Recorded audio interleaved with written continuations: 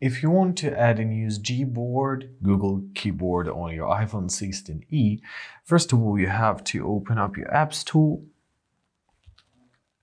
Great, now let's search for our Gboard. And let's press install. Great, now let's give it some time to be installed. Great, now it is installed. That's perfect. Now let's open it up and press get started.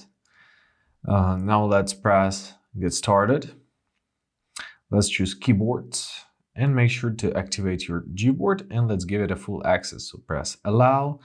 Now we will have our Gboard on. So basically that's it. So to switch to it, we have to tap on the globe icon and choose our Gboard. Now we have our Gboard in our iPhone. Press ready. So here you can add up some languages to your Gboard if you need to. You have your keyboard settings, search settings, themes, and so on and so forth. However, let's open up our notes and let's try and type something in Gboard.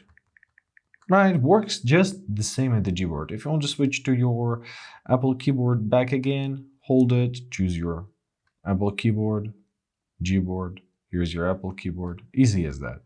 And I hope this video was helpful. Thank you so much for watching, have a great day, please consider subscribing to our channel.